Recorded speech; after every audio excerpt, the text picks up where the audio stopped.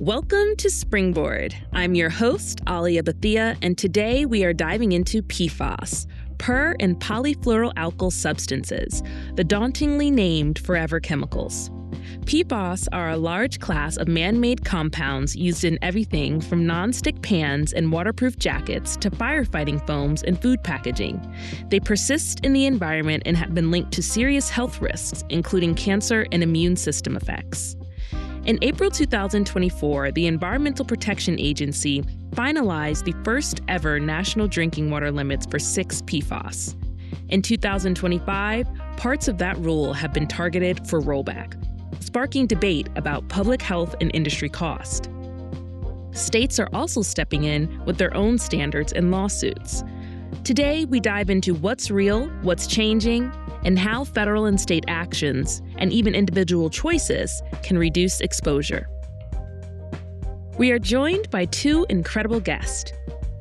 Christine Santillana is a senior legislative counsel at Earthjustice, where she advocates for strong environmental protections and policies that advance social justice and equity.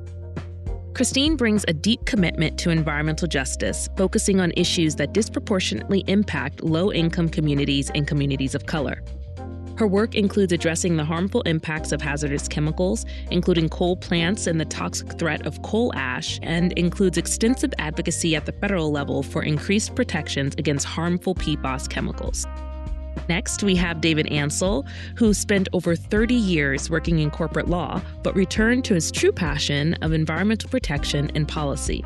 Today, he serves as Vice President of Water Protection at Save the Sound, where he champions efforts to safeguard waterways and eliminate toxic forever chemicals like PFAS from consumer products.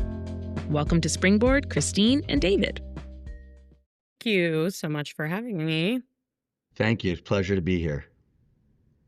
So PFAS has been on the edge of everyone's lips for quite a while now, from the 2019 release of the film Dark Waters to the recent developments at the EPA. It seems like you can't enter an environmental or regulatory space without engaging with this topic. And in my mind, that's certainly a good thing. However, as I said in my intro, we often hear this term forever chemicals when PFAS are mentioned. It's quite ominous and certainly raises some alarm bells. So, why should the public be concerned about these chemicals? And what matters most in terms of the impact on public health and the environment? Is it persistence, bioaccumulation, toxicity at ultra low doses? David, let's start with you. Yeah, it's a man-made substance. It's pretty scary stuff in terms of the health risks, the public health and safety risks that it poses. And I think your question's a good one. Persistence, the fact that it doesn't break down easily, and that's why we call them forever chemicals, is of great concern. I would say all the other topics you raised, bioaccumulation, toxicity, et cetera, are of big concern, but also is the ubiquity of it. It's everywhere. And what we're finding is that it's all over the country, it's all over the world, it's all over the country, it's in our water, it's in our soil, it's in our food, it's in our bodies. So to me, that's a really important concern, is that it's everywhere. Christine, do you have any thoughts on what you list as the most significant or critical issue as it relates to PFAS?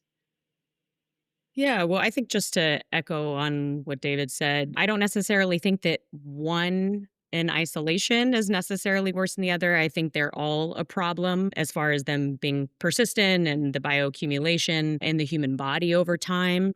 And they have one of the strongest chemical bonds, which is interesting because what makes PFAS so useful in the sense of being resistant to things like oil and water is the same reason why they're so dangerous. And so the longer that PFAS stay in the body, the more likely there will be some sort of interference with biological systems and things leading to chronic health problems. And again, as David said, PFAS are pretty much everywhere. It's hard to think of something where PFAS are not present, right? And cleaning products, makeup, cookware, the list sort of goes on, and they are highly toxic at very low levels. So because PFAS are so commonly used, we're now facing widespread contamination. And so it's absolutely something that people should be concerned about.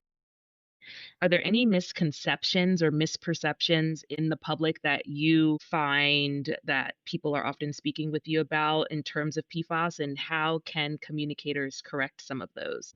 Well, I feel like there's two different communities. I think when you're introducing the topic, I think you're right. So I work in Albany. I'm a New York State lobbyist, and I'm part of the environmental community in New York. And we certainly have a pretty increased awareness in Albany. Not all the legislators know about it, but we're working very hard on that. Certainly, the agencies, the Department of Health and DEC, and people involved in water management, wastewater management, et cetera, are aware of it now. But I find that in my everyday life, it's not always something that people do know about. And so I still think we have a really massive hurdle of getting the public engaged around the issue.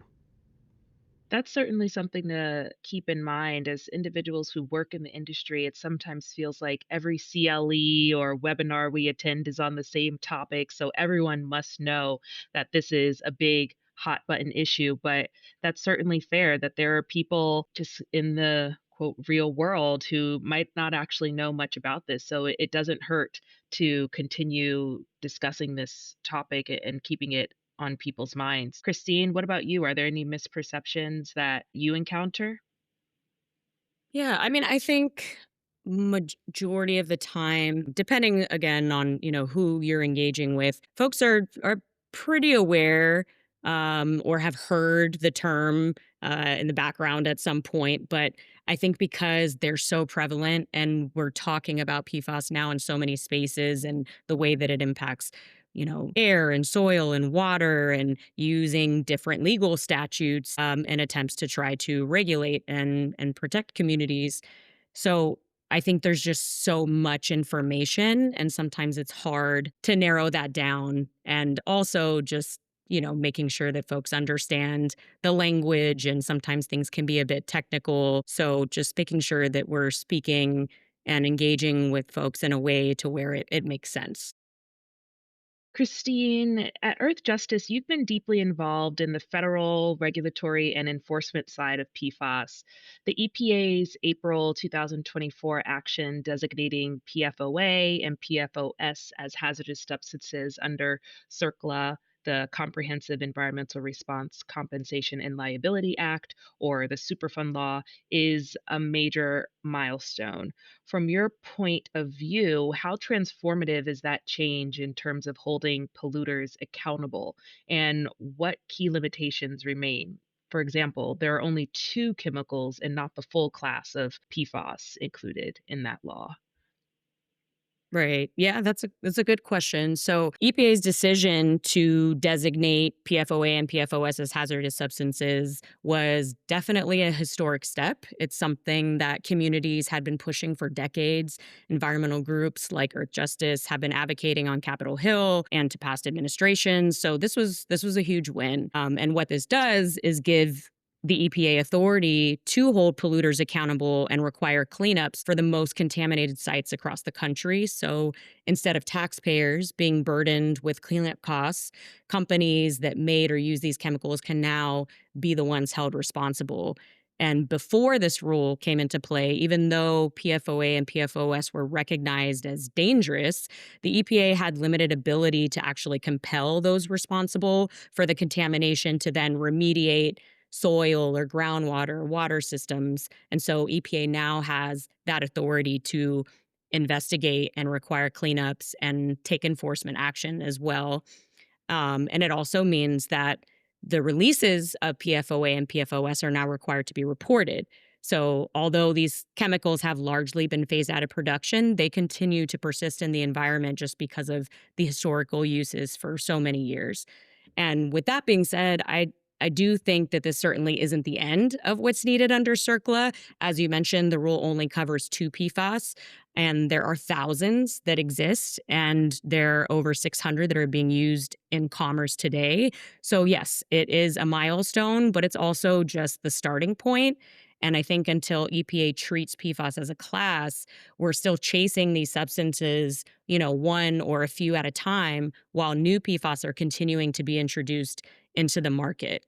So I'll lastly mention that EPA can force action, but site-by-site cleanups also take years and come with significant costs. So the designation doesn't automatically speed local cleanup overnight. David, did you have any follow-up thoughts to that? I saw you nodding your head, so I wanted to just give you a chance. Thank you. Yeah, Christine raises some really important issues there. I certainly support, and we have in the state of New York, a New York Superfund law. We were the first state in the country to have PFOA and PFOS covered under that law. And that is a good thing. But one of the major challenges we have here is that people are making and commercializing variations of this chemical over and over in different ways, and the regulations are not keeping up. And the ability to it feels like whack-a-mole, right? We're trying to regulate certain products and certain variants of the chemical, but then there's just more coming down the pike. So it's very much our view at Save Sound and with the other advocacy groups that we work with in New York that ultimately where we need to be is regulating the entire group as a class, and then sort of flip it on its head so that instead of having to show that each one is a danger, let industry show us which ones are not. Your organization, Save the Sound, actually helped push passage of the New York Senate bill S5648F, which involved the phasing out of PFAS in everyday products back in June 2024. Could you talk us through the key provisions of that bill? What product categories did it cover? What key carve-outs? And where does that bill stand now? Sure. So certainly as an important step in this process is trying to remove PFAS at the source. We call it turning off the tap. We'd like to, instead of worrying about regulating, remediating, cleaning up, testing, monitoring, all those things, the most important thing we can do, we believe, is to get rid of PFAS at the source. And so the idea is to reduce it in as many consumer products as possible. We used a law that was just passed a year before in Connecticut, and there was a law in Minnesota, which we used as templates, and would ban textiles, rugs, fabric treatment, ski wax, architectural paint, which is used in like toys, cleaning products, dental floss, and importantly, cookware, which is kind of where a lot of the conversation around the dangers of PFAS started, was with Teflon in nonstick cookware. And just a little context, the bill got through the Senate, but we got significant pushback from industry. The American Chemistry Council and the cookware industry has a trade association, and they've been fighting this bill as well. They successfully got cookware removed from the California law that just recently was passed. We came back after that session and we put it back in the bill. There's a new bill number, S187, and we are pushing back and trying to keep cookware in the bill.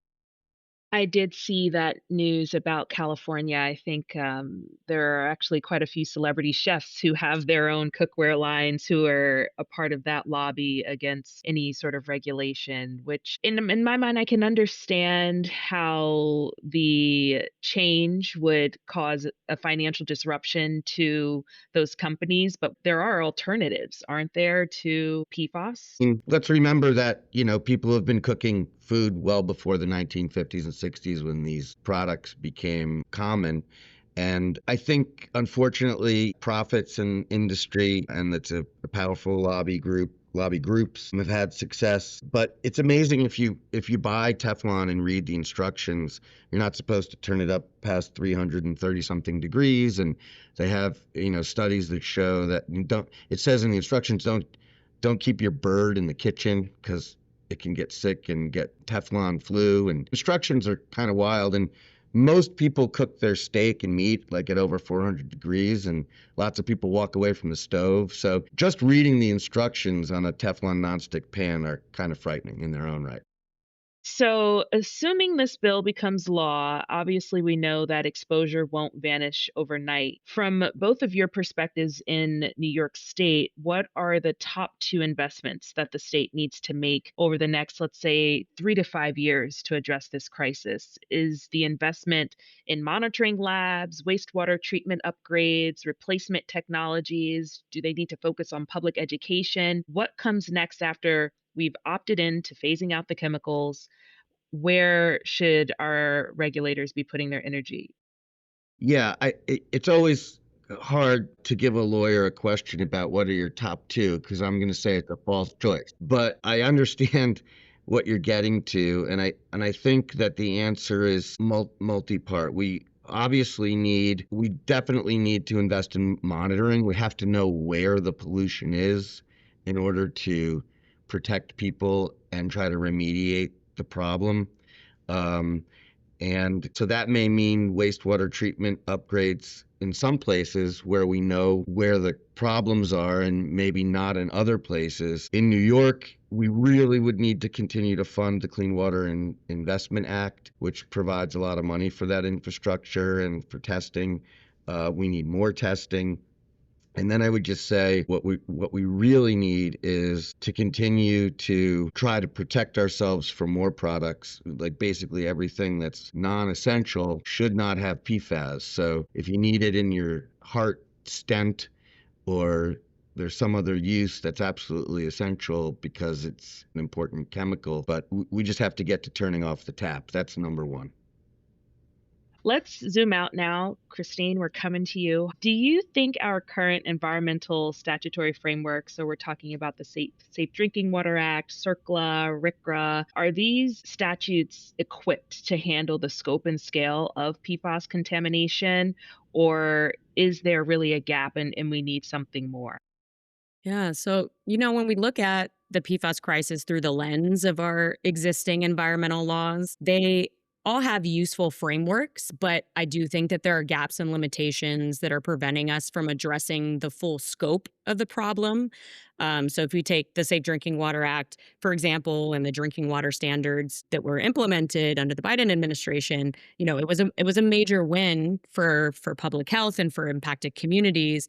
But the law is still largely reactive, right? Meaning that it protects people after PFAS have already reached their water. So we really want to think about how we can prevent this, as David has been saying, at the source. And so, for example, if we look to the Clean Water Act to place limits on discharges into water systems and require mandatory testing for things like private wells, those are additional steps that could be taken under CERCLA with the new hazardous substance designations. That was a big step toward accountability, but to really make it meaningful, EPA then needs to follow through with strong enforcement, especially against major manufacturers and those federal facilities that have caused majority of this widespread contamination. So from our standpoint, I think the laws certainly work, but we just haven't used them to their full potential. And there's definitely still untapped authority that we could utilize that would make a real difference. And in terms of that need for enforcement by EPA, what levers need to be pulled and who needs to pull them in order to urge that enforcement? At what level does that sort of push for EPA come from?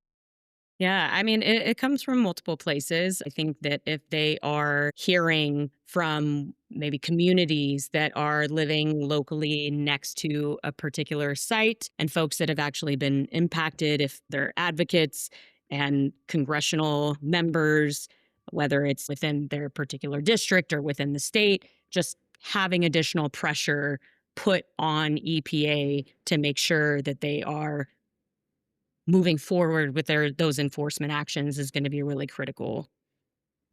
So on September 4th, EPA published a notice of intent to rescind drinking water limits that were set under the Biden administration for three PFAS substances and one PFAS mixture. EPA also published a notice of intent to extend compliance timelines for PFOA and PFOS.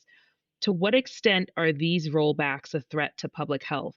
And how do advocates such as Earthjustice and Save the Sound plan to challenge EPA's action? So, EPA, as you said, recently published the notice of rescinding the rules for the drinking water limits that had recently been implemented. And EPA also published its spring regulatory agenda. And one of the items does include their intent to rescind the drinking water limits for those PFAS outside of PFOA and PFOS. And at the same time, they plan to extend the compliance deadlines for the limits that they are keeping for the PFOA and PFOS substances. The threat is significant. I mean, PFAS are extremely toxic, as we discussed, even at very low levels, and they've been linked to severe health impacts, particularly affecting low income and communities of color and other vulnerable populations like children. So if EPA takes away those drinking water limits for the other PFAS, you now increase the risk of exposure, which means that more people will be drinking water with higher concentrations. And then looking to the extension of the compliance deadlines means that even though we have these enforceable limits, communities will now be forced to wait even longer to receive those protections. And then water systems will also carry more of a burden, possibly delaying technological upgrades that would reduce exposures. But it's really the communities that are going to be mostly impacted, and particularly those with smaller water systems and rural or disadvantaged communities, environmental justice communities, where funding and the technical capacity is just going to be weaker. And so when we see delays or rollbacks, they're often hit the hardest in those areas where resources are more limited. And when we're talking about these drinking water limits, the community that is being regulated, that would be the drinking water providers. Is that correct? And so when you have a rollback like this, is EPA responding to pressure from those providers, or do you have any insight as to why this happened? I know that's kind of a hard question, but do you have any thoughts on that? Yeah. So, we are currently, Earthjustice is in the current ongoing litigation. We filed to intervene on behalf of several community groups. And the lawsuit was initially filed by water utilities and chemical companies who were seeking to undo the drinking water standards. So, EPA has definitely been feeling that intense pressure from water utilities as well as members of Congress. That's really interesting. So I know in a lot of different areas when we're talking about environmental laws, reporting gaps remain a recurring problem, and it's no different here when we're talking about monitoring PFAS. Christine, I know in 2022 you flagged the loophole in the toxic release inventory with Earthjustice and the toxic release inventory PFAS reporting regime. What do both of you believe are the most significant blind spots today, both at the state and federal level? And how do industry releases, wastewater discharges, or even product uses of PFAS, how are those tracked? And what are the regulatory and statutory fixes that you would advocate for to fill those gaps? David, do you have any thoughts there? Yeah, sure. I think the amount of monitoring that's taking place now to identify how serious and large scale the PFAS contamination problem is really inadequate. And so we don't have really, in terms of stormwater outfalls or wastewater discharge, really any comprehensive testing in the state of New York right now at all. There is a bill that we're working on with our PFAS Free New York Coalition. Please go to the website, pfasfreenewyork.org, to learn more about it. But we are hoping to increase monitoring through the Clean Water Act permitting process for a large number of industries that would be reasonable to expect are creating PFAS, so that we can start to get a better handle on what's happening there. And we'd like to do wastewater treatment as well, but it's going to be expensive. So they're really just very large scale infrastructure and large scale expense issues. So getting that in the budget as we head into what's going to be a very challenging budget year, going to be hard to do. And I know with other chemicals and contaminants like lead in the past, there have been subsidies that have been provided to water providers and different utilities to be able to help offset the cost of retrofitting their systems. Does that exist for PFAS? Do either of you know? Or is there any sort of comparable financial assistance that these water providers can receive? I've talked about things like the Clean Water Infrastructure Act in the state of New York, which is an important program, but it's only $500 million dollars a year for the entire state to do a whole range of types of infrastructure. If your wastewater treatment facility's pump is broken or needs a new electrical work or needs some sort of other upgrade or change, and there's so much need. I mean, so that it's kind of a drop in the ocean, and there's not really any major large scale dollars being thrown at this. And then you also have folks who live on wells, which are not even part of the utility water delivery system. So that testing is completely haphazard. Yeah, so I was just going to add that, I don't think there are technically subsidies to my understanding, but there is funding mechanisms that can function somewhat similarly in offsetting some of those costs. And we've been pushing for that during our appropriations process. And even under the bipartisan infrastructure law, there were $10 million or $10 billion that was dedicated to addressing PFAS and other emerging contaminants in drinking water and wastewater. So there are other avenues that we can use and that we have been trying to utilize through legislative means. 10 billion sounds like a good number to begin It's a to address lot. this. Yeah, I was going to say that's far from a drop in comparison to the number you mentioned, David. So that's good to hear.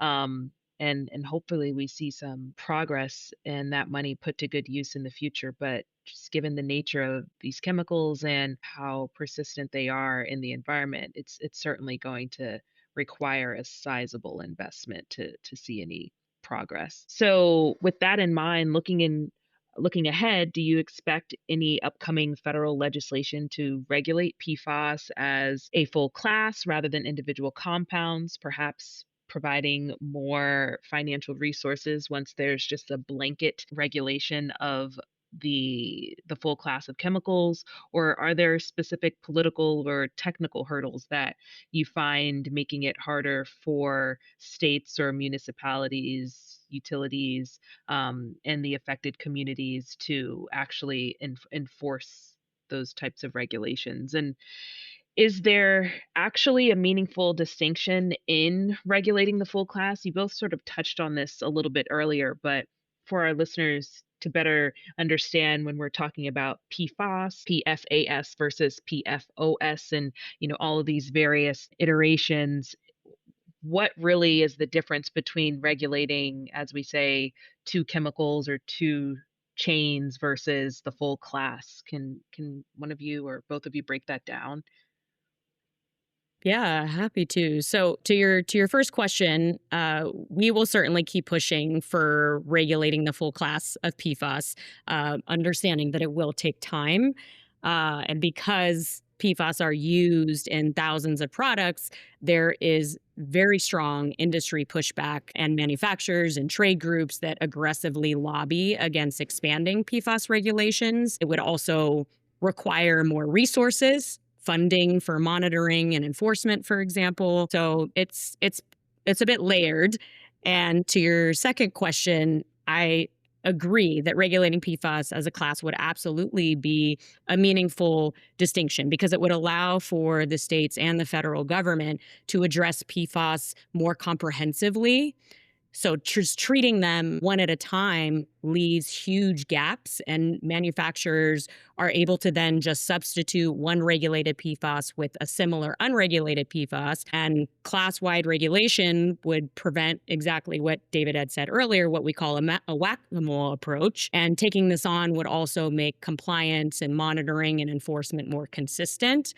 And again, just trying to approach regulations under any of these statutes, just one at a time or a few at a time, can take years. And in doing that, it just leaves communities at further risk of exposure. And David, Christine just mentioned substitution. Is this something that you talk about in Albany? How do you counsel policymakers to avoid that pitfall in drafting legislation? And how is Save the Sound working on monitoring for that substitution risk? Yeah, well, it's definitely a major concern because, as I think Christine explained well at the top of our conversation, there are thousands of variations of this chemical. I'm not a scientist, but it's some combination of carbon bonded to fluorine, and it can be changed in ways that regulating one doesn't regulate the other. And so it gives like a massive number of variants that can be used. And so if we don't regulate it as a class, we are going to constantly be kind of chasing this. And I think that we have to get out ahead of it. The consumer products bill that we're working on in Albany right now does address it, PFAS as a class and not just PFOA and PFOS, which is good. But then we're just dealing with certain products. So there's still a leakage there in terms of what other products aren't on that list. We're trying to be comprehensive, but it certainly doesn't capture everything. So it's going to take a lot of political will. We're in a challenging environment right now as it relates to getting people really focused on the public health and safety risk versus their affordability concerns. And that's the big buzzword in Washington and Albany. And so we just are constantly reminding people in our conversations that stopping this at the source is always going to be more affordable for taxpayers than trying to deal with it later because of healthcare costs and illness that they're going to have to deal with because of the costs of remediation and putting a filter into their home. And then where do you dispose of that toxic, filthy filter, and the costs to taxpayers of doing all this monitoring, whether it's the state, county, utility level. Those are all costs that are being imposed upon us by industry. And if we want to do things in an affordable manner, then we need to stop using this chemical. Christine, are you similarly hearing affordability as some of the pushback on the federal level? And if so, is it a similar conversation in terms of your communications about what the cost benefit analysis is in terms of turning off the tap as opposed to being more reactive? Um, or are there other levers or pushback that you're hearing that are not related to affordability? Yeah, no, we are certainly hearing similar concerns at the federal level and from numerous water utilities, and it's definitely been an uphill battle for many reasons, but I think to David's point, it doesn't make sense for us to not attempt to treat this at the source and instead just focus on how we can place limits or how we can deal with cleanups and remediation. Those are absolutely critical because we've had these historic and legacy uses of PFAS for so many years. But in order to really preserve the environment and to protect people's health, we need to be thinking about this at the forefront and trying to minimize and reduce the amount of PFAS that are being used and being released into the environment. So let's focus a bit more on the states specifically. Despite the rollbacks that Christine has mentioned at the federal level, states such as Maine and New York and California have taken some aggressive actions to restrict PFAS in products, food packaging, and water. What are some of the advantages, David, that you believe there are to state-level leadership on this issue? So I'm a strong believer that states play a really important part in creating legal developments and positive legal developments, whether it's auto emissions or solar credits or banning hazardous substances, especially when you're in a state like New York, which is one of the biggest economies in the country and the world. And we have a huge market here. And so what we do matters, and we hope to try to be leaders. And that's something you hear a lot in Albany, and people take pride in wanting to be leaders for the country. And what we do here can really have a ripple effect. There was a chemical called, there is a chemical, 1.4 dioxin, which is a hazardous substance that was in all kinds of consumer products. Most notably in my mind was Tide, the detergent that everyone washes their clothes with. And for years, advocates in New York said, that's not safe. That's a carcinogen. We don't want to wash our clothes in that anymore. And the company said, we can't do that. We can't create a different product for every state. That's going to be too expensive from a manufacturing standpoint. Not possible. Can't do it. Well, guess what? We got the law passed. They did it for New York. And in so doing, they did it for the whole country because it was just easier to just make one product than 50 products. So that's something we point to a lot. So we've done it before, and so we're motivated to do it again. That's incredible, that snowball effect. So it sounds like if we can just get one state to go all the way, it'll actually be to the advantage of manufacturers to embrace that across the country, because that sort of patchwork, okay, here's the law. I've heard that in industry before. There's a different law in California than there is in Maine, than there is in New Jersey. And now we're trying to figure out how to comply in all of these different ways. But if it's streamlined across the board, that's easier for them. When New Yorkers do something, that's a lot of consumers. New Yorkers certainly have a lot of buying power and influence. That is true. So, have there been any other innovative local responses to PFAS in particular that you feel could be scaled up and used as models elsewhere? Are there any other states that are sort of on the cutting edge of this, or is New York really the model child? I would say that I represent the Long Island Sound region for my organization at Save the Sound. So we were very happy to see that the state of Connecticut had the courage to move forward with PFAS restrictions. So we're not first. And so my competitive juices are flowing to match Connecticut. And we're very happy to see that Minnesota moved forward and Maine is moving forward and California's made progress. Obviously, they lost the cookware fight, but they're making some progress. California is obviously a massively important state. And so we're hoping, even though I don't think Lee Zeldin's going to be jumping to help us, but we're hoping that other states will follow suit for now. Christine, David highlighted 1,4-dioxane as an example of a successful phase out and suggested that it could inspire how we address PFAS. Are there other examples, either involving different chemicals or broader sustainability efforts like climate change, that could serve as useful references or inspiration for tackling PFAS? Yeah, it's a good question. I don't know that there's anything that particularly stands out as far as using a similar model or process in our efforts, but I will say that with PFAS, one of the biggest arguments is that they're all different, right? When we hear from industry is that we can't possibly know that they're similar in traits because there's just too many. But, the reality is that we've had a significant amount of research and scientific studies and peer-reviewed studies that have been done on PFAS enough to understand the similarities and the fact that they bioaccumulate, that they're persistent, that they're extremely mobile in water. And even though PFAS is a large class, right, we know that that isn't the first time that we've seen classes be regulated, and it certainly is a viable approach. And in addition, if you don't mind, I just wanted to quickly comment to your question on the sort of state landscape. Just to add to David's points, I think some municipalities like Ann Arbor, Michigan,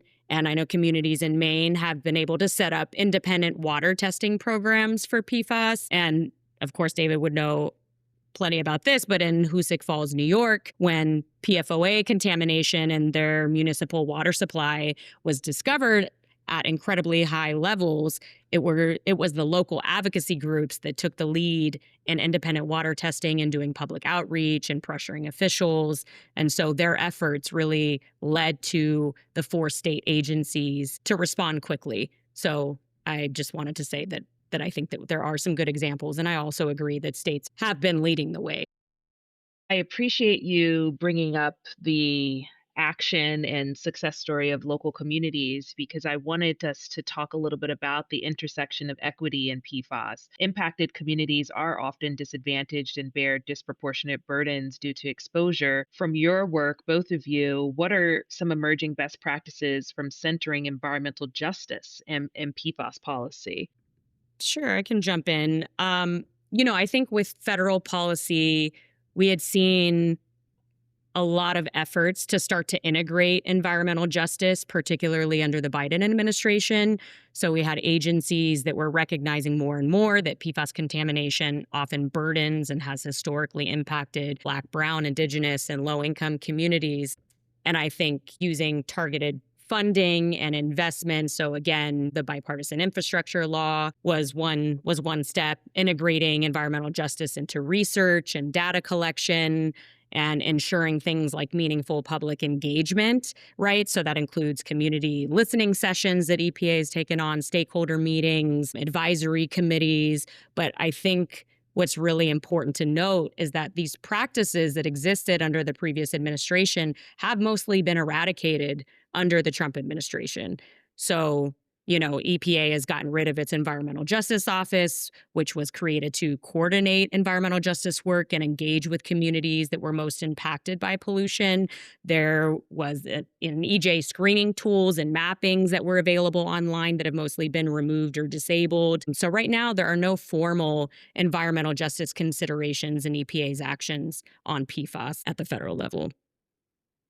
David, do you have any thoughts on this EJ issue? Yeah, I do. Thank you. Well, so far, miraculously and thankfully, the conversations in Albany still do, when we talk about environmental concerns and environmental justice, we still are thinking about disadvantaged communities and how they have been bearing the brunt of environmental harm for a long time. So that is still part of policy in Albany. So when we're allocating funds under the New York State Environmental Bond Act or the Clean Water Infrastructure Act, or the Environmental Facilities Corporation, who's in charge of getting the scoring on different projects for resources, they're looking at that in the scoring. And so we're still having positive conversations about remediating environmental justice concerns as we try to clean up contamination and do other things. But one of the things that I find really fascinating about this particular contaminant, PFAS, is, again, I go back to it being so ubiquitous. So yes, of course, it's affecting disadvantaged communities, but it's also affecting everybody. We know it's in 50% of our drinking systems in the state of New York, and we know that at least 250 of our water utilities have, above the legal limit showing up in their testing. And basically, if you live near a fire station, an airport, an incinerator, and we haven't really talked about agriculture, but that's also a concern. So it's everywhere. So I think what we're going to find is that everybody's being affected. Yes, we have all been exposed to PFAS in some capacity. And it feels like you read my mind because I do want to talk about agriculture. As you mentioned, one area of growing concern among PFAS regulatory advocates is sewage sludge, which is applied to agricultural lands and often contains PFAS chemicals. What regulatory action, if any, is happening around PFAS in biosolids, and what regulation do you think should be in place to address this issue in the agricultural sector? Christine? Yeah, so I think recently something to point is that, or not too recently, but in January of this year, the EPA did acknowledge that biosolids can contain PFAS, including PFOA and PFOS, and they released a draft risk assessment that highlighted the risks of PFAS exposure through biosolids and noting that it's connected to the level of PFAS that are concentrated in biosolids. So basically, if you lower the concentration of PFOA and PFOS in biosolids, there will naturally be less risk and less harm. And the draft risk assessment also underscored why it's so important for the federal government to control and remove PFAS at the source. So there are no current federal regulations that are setting numeric limits or requiring systematic monitoring of PFAS and biosolids. So we really need to see federal actions. And, regulation should establish enforceable limits for PFAS and biosolids. I think they should require routine testing and public reporting, strengthening source controls to prevent industrial discharges from getting into wastewater streams. And then, people living in rural areas and environmental justice communities should be involved in that decision-making process. And just without these steps, PFAS will persist in soil and crops and water, and ultimately leave communities exposed and just perpetuating environmental injustice. David, do you have anything to add? Yeah, this is kind of an interesting topic in New York because the Department of Environmental Conservation in New York has a program for taking biosolids from wastewater treatment facilities and using them for agricultural fertilizer. At the same time, we in the public health and safety and environmental and clean water space tried to get a bill passed this year to put a 5-year moratorium on that and just put a pause button on the program because of PFAS. And we know that the biosolids that are being used for agriculture are increasing PFAS in the communities. It's running off into streams and rivers and going into people's drinking well water. And those streams and tributaries go into bigger tributaries, which go into the Long Island Sound and the Hudson River. And we also know that it's leaching throughout these communities. And somebody really drove this point home to me recently, a politician who was talking about the issue and the concern. And it's absolutely beautiful when you drive to Albany. There's beautiful country roads, and if you get off the Taconic, and there's farms everywhere and signs to buy organic vegetables and organic food, but there's PFAS in them. And so I always have this thing in my mind that I don't want to buy a PFAS pumpkin. I don't want to bring a pumpkin home that's full of PFAS, or buy vegetables that say they're organic and then find out there's PFAS in them. And we are directly running that risk also. It's important to emphasize a point that you've both made a few times today. Local communities have real power to protect their land from PFAS impacts. Several across the state and country have successfully passed laws banning the use of sewage sludge on agricultural land. So for our listeners out there, if federal or state action feels insufficient, remember you can still regulate and limit exposure at the local level. So we're running up on time. This has been a fabulous conversation, but I want to look into the next year or two.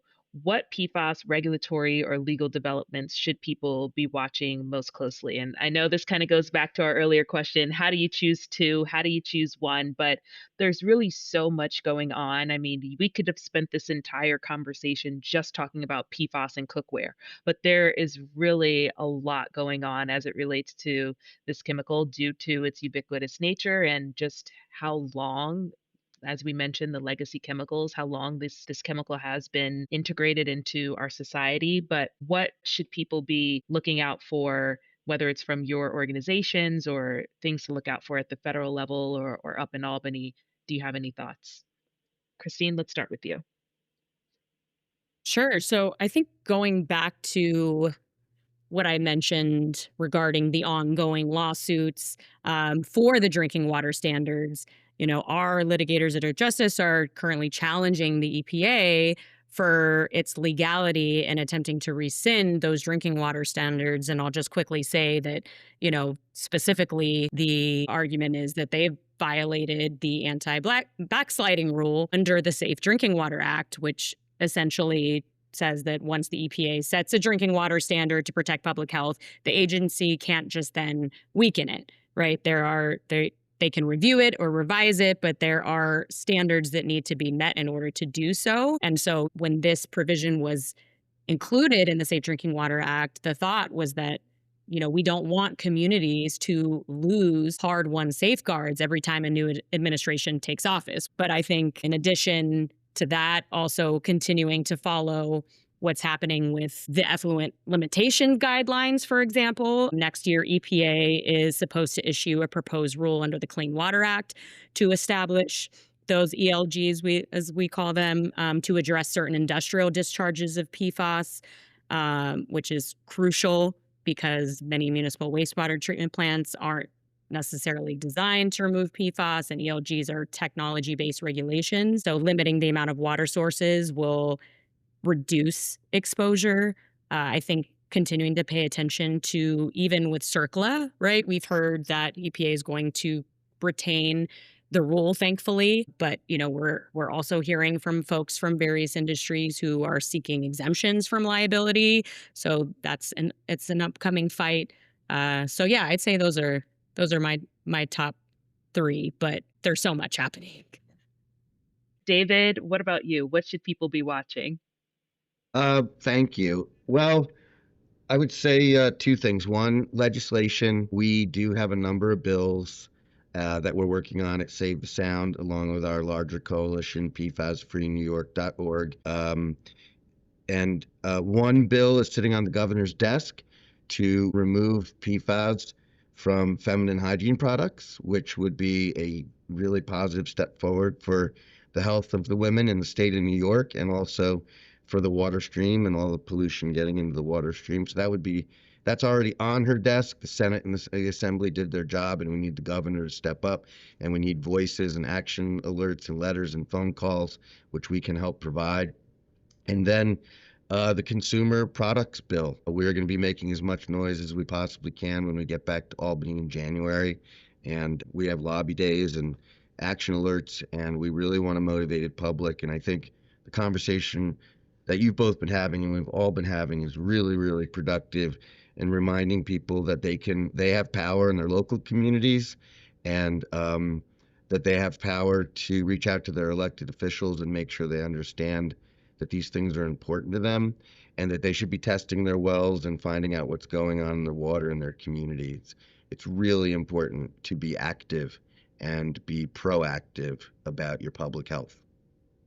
We appreciate you taking the time to speak with us today and update us on what's going on from the federal level down to the local level, and to provide just a little bit more color into what this forever chemical is really doing and what it means. And so we appreciate you taking the time. And we want to say thank you so much to everyone for listening to SPRingBoard. This has been another phenomenal episode, and we will see you next time.